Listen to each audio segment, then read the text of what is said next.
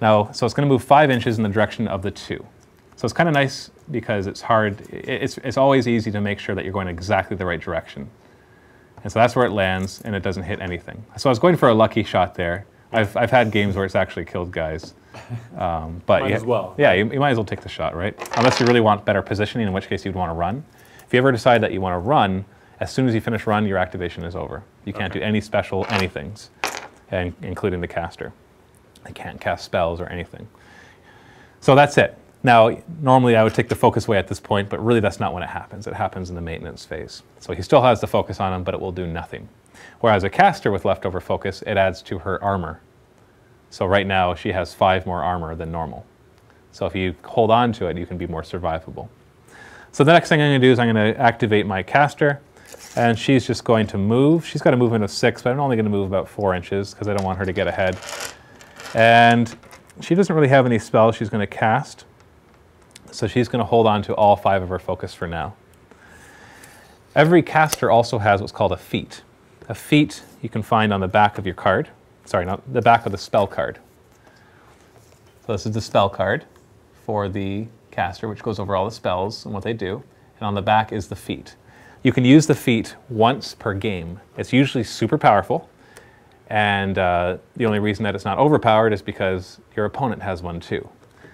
And they all are pretty unique, so there's not like one thing that feats often do. For example, Sorsha can, everything within line of sight, every enemy in line of sight and in her control area, which I'll talk about in a second, becomes stationary for 1 round. So it freezes everything in place.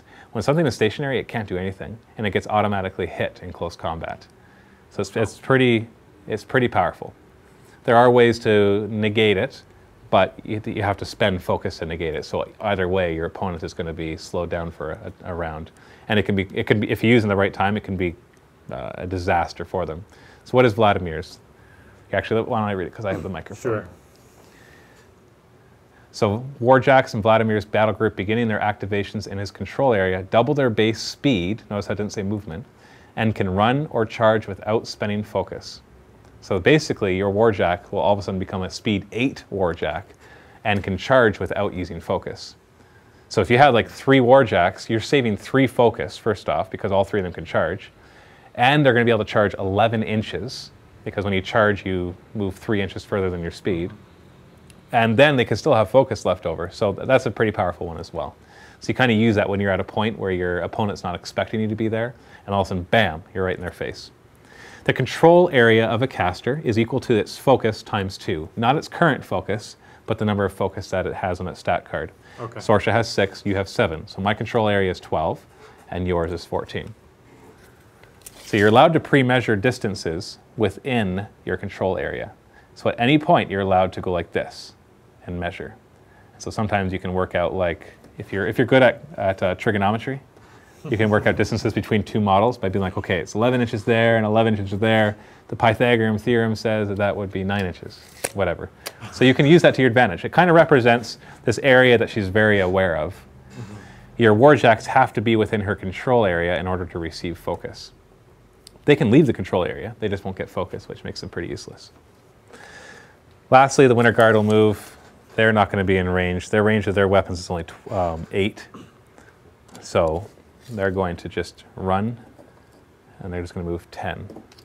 So they're declaring a run. A squad, in order to run or charge, has to receive an order, which comes from the squad leader. And so they all have to do the same thing. Except when they order a charge, if something can't charge, it has to run. Okay. And so basically, they can receive 1 order per turn. Some squads have special orders. For example, your Iron Man pikemen have a special order that allows them, for if they're in base contact with another Iron Pikeman, to have +4 armor. It's a shield wall order. So and you can actually start the game in that. So I should have told you that. It doesn't really matter here. It would have mattered if you got hit by the bombard. But if you put your guys base to base, and then you issue that order, they all get +4 armor, which is quite a bit, because you'll have 18 armor, which is really, really high for infantry. Cool. But it means, if you want that shield wall, that you can't charge or run. Because when you charge or run, your charge is an order, and running, you can't issue orders. Right. So you have to slowly advance if you want to stay under the shield wall, which makes sense if you really think about how it works. So all of my units have activated, so I'm done. So it is now your turn. So the first thing we do is the maintenance phase, where nothing happens right now. The second part, we do the control phase, where you can allocate focus to your jacks within the control area. Okay. And focus can allow him to charge or run. Or make extra melee attacks, or boost the melee or damage attacks. In other words, you get to roll 3 dice instead of 2. Okay, so Now, when he gets, because since he's fully close combat, it's when I want to allot him more focus when he gets into combat. You give him 3 focus and put him up against another jack, and the Juggernaut will destroy pretty much anything. It's very, very, very powerful. Okay. So the Juggernaut's clearly not going to be able to run, or sorry, not going to be able to charge into combat, Right. even if you use your feet, which would be obviously a waste at this point. Although if you use your feet and you double his speed to 8, he could run 16 inches, which would be really ridiculous. And since I can pre-measure, you can pre-measure up to 14, and so it can give you an idea. So even 16 inches, you're allowed to move into combat with somebody. If you move into and then out of combat, they get a free strike on you. That's all you have to remember. But you don't have to charge in order to move into combat. So you could run up. You wouldn't be able to attack them, but it would force them to be in melee combat with a jack, which these guys suck at. They're going to try to kill your infantry, and your jack is going to try to, and my jack is going to try to kill your jack. Whereas your guys are actually good because they can do what's called a combined attack, and they can try to take down a jack. My guys can do a combined ranged attack, but it's still not going to be as good as your combined melee attack. Right. So you could run and try to tie up some guys in close combat, but it's probably not the best maneuver at this point. I think I'm going to decide to just run. Okay, so you're just going to give him 1 focus. So 1 focus. And now the control phase is over. Okay. So now you can activate your models or your units in any order that you choose. So you never give focus to infantry? No. Okay. Just for jacks. Yeah. Now you have a spell called Signs and Portents that all of the models within your control area get to roll an extra die on all of their attack and damage rolls. And then they discard the lowest die. So you'd roll and you'd drop the 4. Now that's a particularly good roll. It's a very powerful spell, but it is not what we call an upkeep spell. So this spell costs 4 focus. So you'd have to use 4 of your focus during your activation of your Warcaster, and then it would be on for the rest of your, well, it tells you how long. Signs and Portents last for 1 turn, so just till the end of your turn. But on the spell card, there's a column called Up, and that's Upkeep. An upkeep spell, you can basically, what you would do is just to mark it, is you'd put it on yourself or whatever you're casting on. Let's say I could cast an upkeep spell on them, and it gives them +3 defense. Let's just say that I have a spell that's like that. There are spells like that. And it's an upkeep spell. Let's say it costs 3 focus. So I would pay 3 focus by taking 3 off, but I'd put 1 on them to remind me that they have an upkeep spell. Then during my maintenance phase, I can choose to upkeep that spell just by paying 1 focus rather than the full 3. Okay. But I can only have 1 upkeep spell on them. So if I have 2 upkeep spells, then, and I can only have it on 1 thing, so I can't put it on both of these guys. And so I leave that 1 focus on there to remind me that if I want to upkeep it, I simply don't take it back. And I've just paid for it. So, but you don't have any upkeep spells, which is too bad. Signs and Portents would be a very powerful upkeep spell.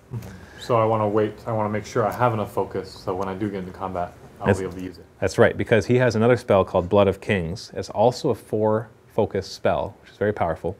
It gives him +3 to pretty much every one of his attributes. Speed, Mat, Rat, defense, and strength. Sorry, not as Rat, but he doesn't have any ranged attacks anyways. Speed, strength, Mat, defense, and armor, which means it's 3 defense higher, which is much harder to hit. You have to roll 3 higher on 2 dice, which is a big difference. Yeah. 3 higher armor, and he has a 3 higher strength. This means all of his weapons are going to be 3 higher power plus strength, and 3 extra speed, so he's going to be able to run or charge really fast.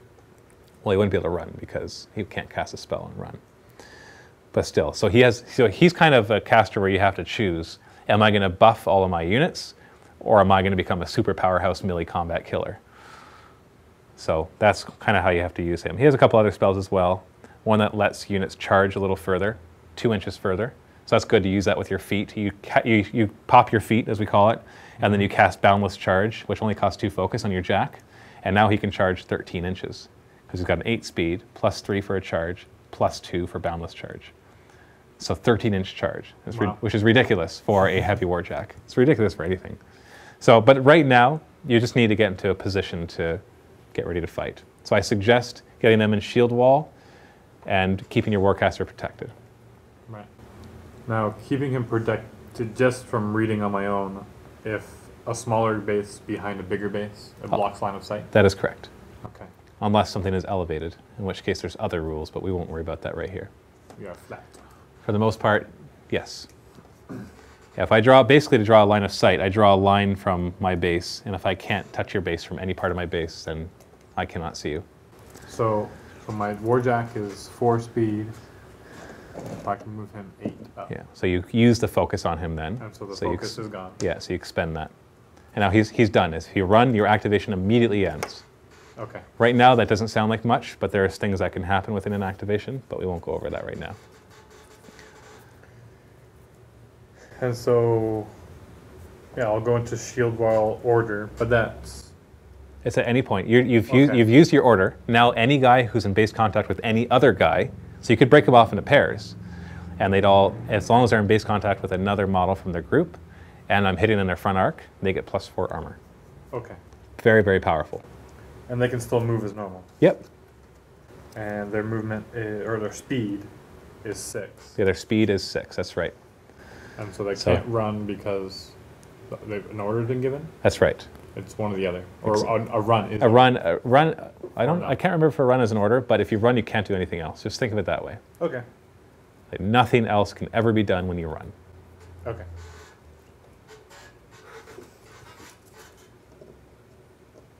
Move a little less than an inch, or full movement to be able to move into base to base.